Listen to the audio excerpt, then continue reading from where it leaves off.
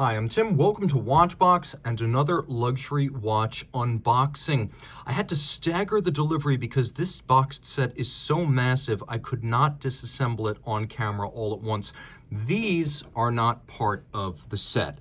However, they were more interesting to look at than this enormous outer box that is used for packaging the Omega Speedmaster Calibre 321 Chronograph, a 2020 relaunch, a tribute to the historic 105003, and we'll talk about why that is. But this is the outer box. As you can see, the packing weight is substantial, and the size relative to references such as glasses, my hand, my arm, my watch, it is immense. Once you unpackage the main bundle, you're greeted with a sleeve.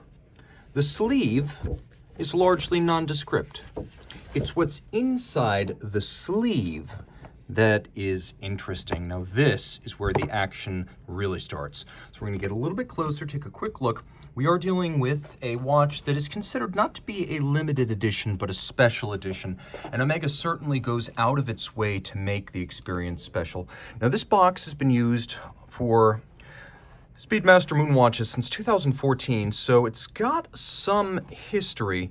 What's inside has even more. Now you can see externally it's very impressive. There's a textile wrap. We have contrasting stitching. You can see that there are two little loops. They're attached to elastic and metal hooks, and those allow you to unlock the box. Head around back. We have the user's manual in multiple languages. It's the operating instructions. Zoom out a little bit. You can see we also have a little suede wallet. It's actually a wonderfully supple material. There is a customer service mini manual in here. It's very simple. Gives you basic instructions about how to care for your watch, how to find service centers, and how to improve its longevity. That movement, incidentally, has nothing to do with today's watch. We're going to take a quick look. You've got a international warranty card. The warranty, straight from the factory, is 5 years. It's got that little hologram on it. This is conventional, though. You'll see this across many different Omega models. The pictogram card, now this is more fun. This is where things start to get fascinating, and you can see on the reverse side, the pictograms depict all of the features you can expect with the watch, and it's fairly straightforward. You can see that we have one layer of anti-glare. We have a chronograph. Those are supposed to be two little pump pushers and a crown. 50-meter water resistance, a 5-year warranty, a sapphire caseback, a sapphire crystal, a ceramic bezel insert.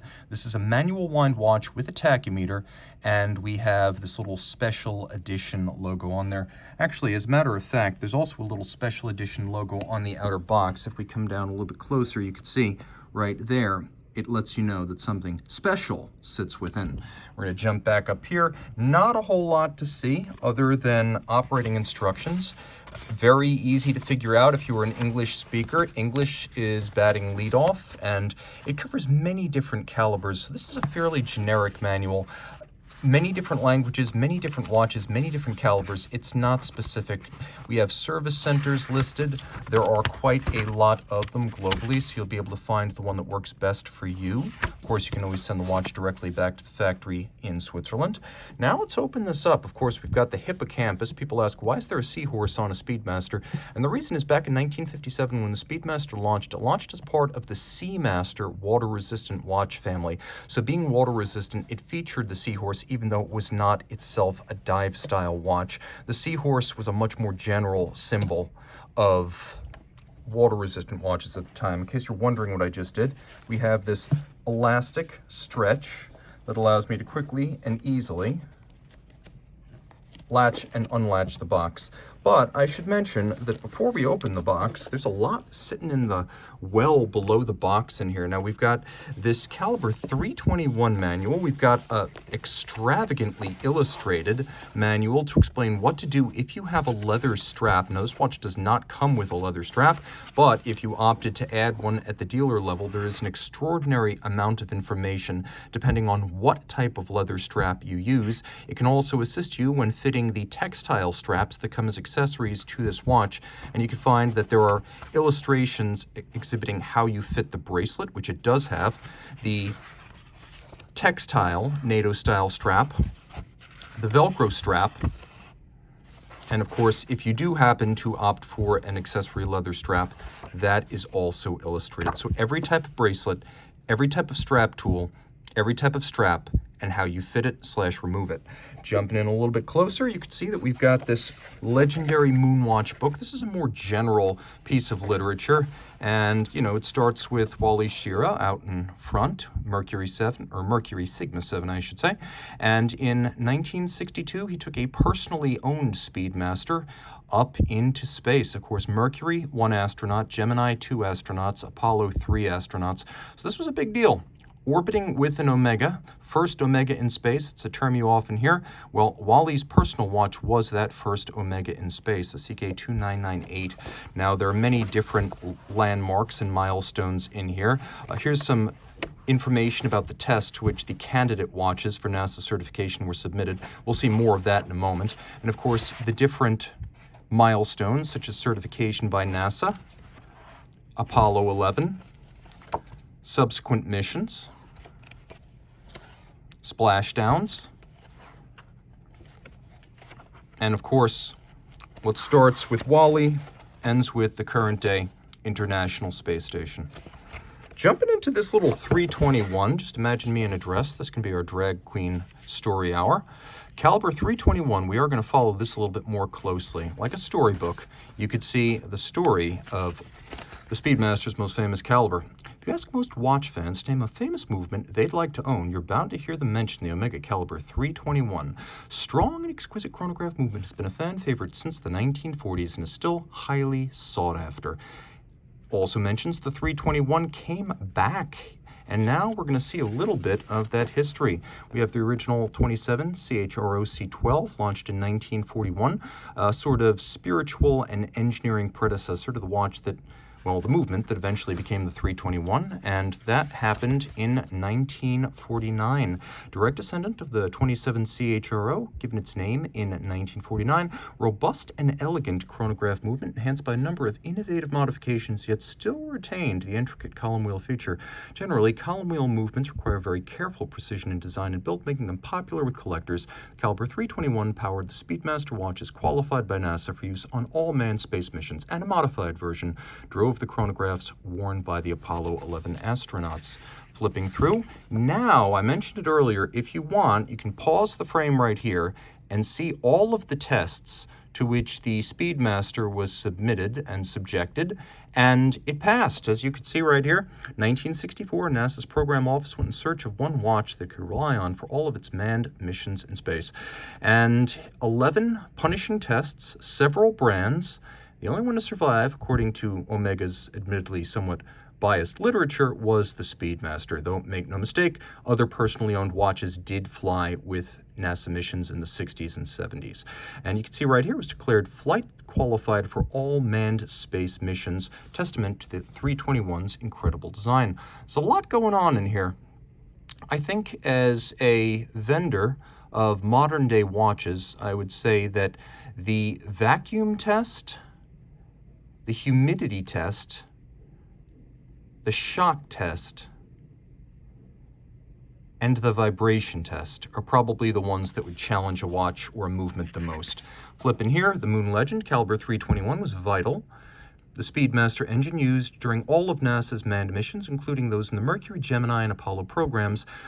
Perhaps the most defining moment was Apollo 11. In 1969, a man stepped onto the lunar surface for the first time. The Caliber 321 became a legend. Not only did it power the first watch on the moon, but it also returned for all 6 of history's lunar landings, at least so far.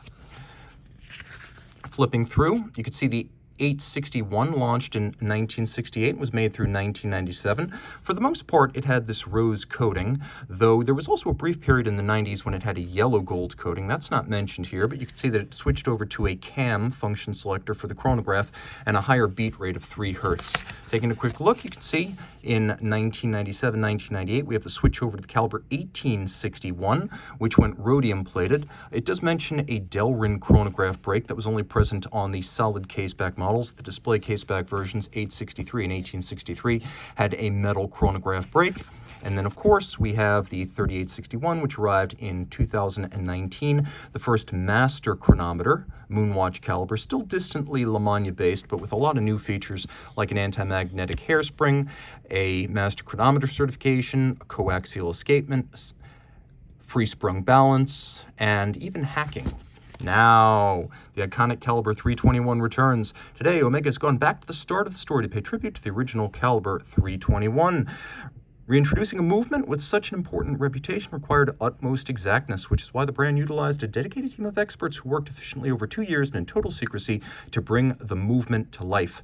And you can see they even studied Gene Cernan's 105003 to make sure that they got it right. And here's the most interesting part. There is a dedicated Calibre 321 workshop at Omega. If you're familiar with how Omega builds watches, you know that it is almost entirely by machine.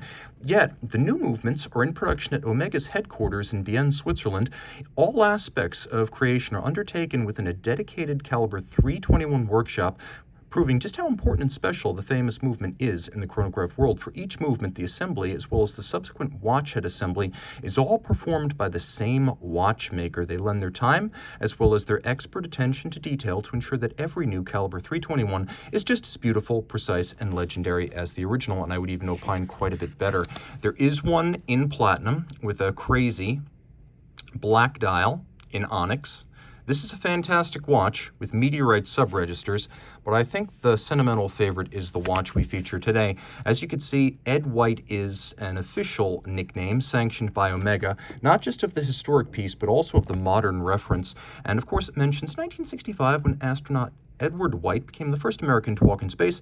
He was wearing the famous Speedmaster ST105003. Today, Omega has taken inspiration from that model for a brand new timepiece. The 39.70mm case in stainless steel is influenced by the same third-generation style that Ed White wore. The bezel ring is polished black ceramic, zirconium oxide, includes the tachymeter scale in white enamel with an iconic .over90, as well as having the familiar Moonwatch hands on a black step dial. There are also plenty of vintage Omega logos used throughout the design. Finally, of course, owners can admire the 321B through the sapphire crystal caseback. And I wonder if it's called 321B due to the presence of a Breguet overcoil. You'll see that in just a moment. And then, of course, you've got your timeline for folks who are really into this stuff. Again, there is an omitted yellow gold coated version of the 861 from the 90s.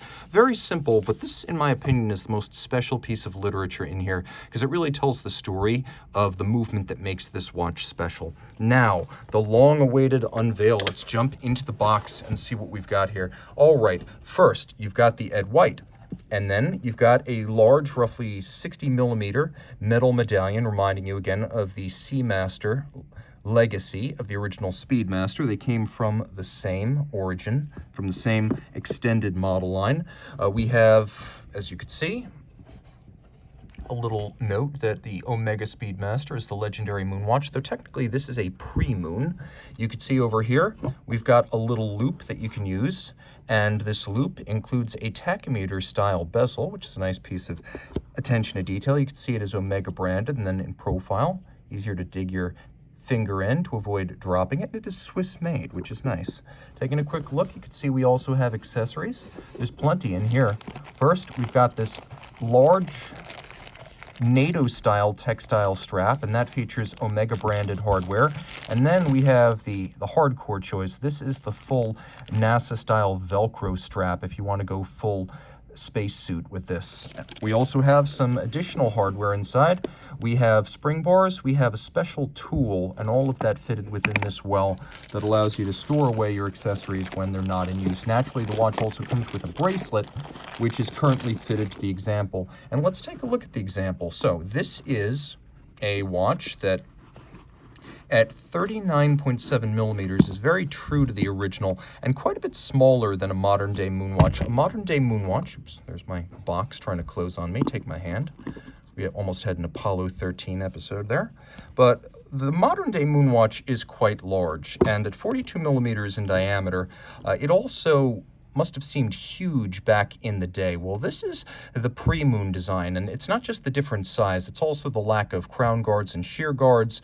You can see we've got these squared off lugs that have no beveling, and then we've got these vintage Omega logos mentioned in the literature. There it is on the crown, there it is on the dial, and then there it is on the bracelet. The bracelet is also a bit of a vintage reproduction.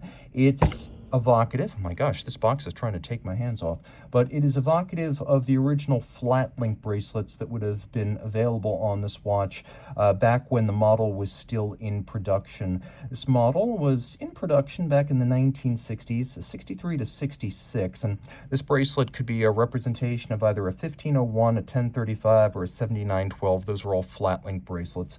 Now, taking a quick look at the dial, you can see that it features a matte finish and applique logo. You can see even the vintage Omega logo is period correct. It's all covered by a sapphire crystal that's been generously boxed and cambered to make it look like a vintage plexiglass. Of course, the ones that flew would have been plexiglass. This is more of a luxury watch, which is why it has a sapphire crystal display case back and a ceramic bezel insert. Taking a quick look, you can see the watch has plenty of lume, although my camera doesn't seem to want to focus on it. And we do have world-class column wheel pusher feel here. You really feel it. We will close this box because it seems to want to chop off my wrist anyway. And then we'll do a quick wrist shot and talk a bit about the movement and take a look at it. As you can see, the watch wears well on my wrist, which is 16 centimeters. A Moonwatch on a solid end link bracelet is going to be about 53 millimeters across the wrist. This is really pretty compact. It's 14.1 millimeters thick and it's 48.2 millimeters from lug to lug with a 19 millimeter spacing between the lugs. Flip it all over. And you can see, well, once again, one of those vintage style logos. Getting a little bit closer. We'll see how close the camera permits. I'm going to try to get the detail of the movement.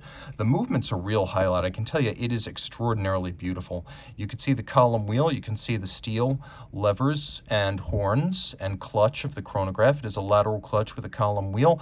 It is a 55-hour power reserve, which is quite a bit more than the Moonwatch calibers. It is Le Mans based, but not the 1873. This is based on the 2310, the older 321 Bausch, all being based on the 2310. Different variants of the 2310 have been featured in Vacheron, Breguet, and Patek watches, so it's a famous family. As you can see, we have a combination of rose gold coating on the brass parts, and then everything that's brushed is steel. We have a lovely chronograph bridge, and the beveling, although mechanically executed, is to a very high standard, and it's more impressive and more convincing than the beveling on the 3861, the new Moonwatch Calibre. This, in terms of quality, is a lot more like the old 1863 display case back movement. Now, it's a slow beat, so 18,000 vibrations per hour, and a big slow beating balance with a lot of inertia. It's got an overcoil hairspring that's been blued, so it keeps consistent time in different positions. Look very closely, and you can see that there's actually a hairspring hooking guard adjacent to the regulator itself. If you look carefully, that's used oftentimes on older watches from the 50s and 60s that have overcoil hairsprings. It's there to prevent the overcoil from getting hung up on the regulator, and it's a feature you don't see often on flat hairspring watches and modern watches. The finishing is very convincing. Again, the beveling is to a high standard. You can just barely make out the milling marks from the wheel. You can see that there's satination rather than Cote de Genève across the bridges. And then we have black polished screws. That the screw heads are black polished. They're not chamfered, they're not slotted, but they're nicely mirror polished, and it's quite impressive. Again, you can see that the column wheel action looks as good as it feels, and it sounds as good as it feels. And then all of this water resistant down to 50 meters, a real special watch. And I also have to say, winding it is a special pleasure. If you love this watch, reach out to me, Team Mosso at thewatchbox.com for purchase and pricing details.